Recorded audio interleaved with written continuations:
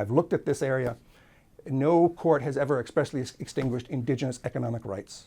We have that. It is recognized, and we just need to assert it more by building our own system. And it's important that we build our own system because our version of how we view trade and commerce is different than the European-based system that's dominating the world. We look at things from a holistic standpoint. So, for example, when you look at the international Indigenous trade agreement that exists, that Canada is a party to, that was negotiated by Indigenous people for Indigenous people around the world. I was one of the chief negotiators for Canada, chief Indigenous negotiators for Canada, and we negotiated a system that takes into account traditional knowledge, takes into account worldview of Indigenous thinking, Indigenous philosophy in the way we do business. It's not just, for example, in the Western system, reaping the nature for basically shareholders, and just minimizing your costs. It comes down to your relationship with the ecosystem.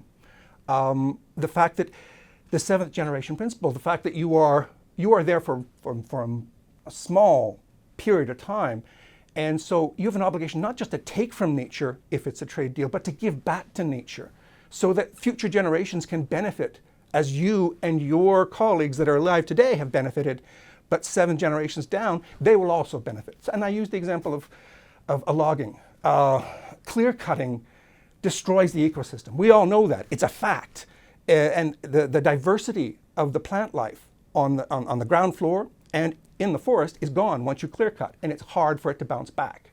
But if you do selective cutting, which is an Indigenous philosophy of only taking what you need and only taking the mature trees, you open up sunlight for further, faster growth so that 1 hectare of land, of forest land, is always giving back because you're always allowing more light to come in to allow for better growth, and you're not affecting the biodiversity of the forest. You're just only taking the trees. You're not clear cutting and causing environmental calamity with the watershed and with the ability of the soil to sustain itself because there is no plants and root system to hang on to the side of the slope.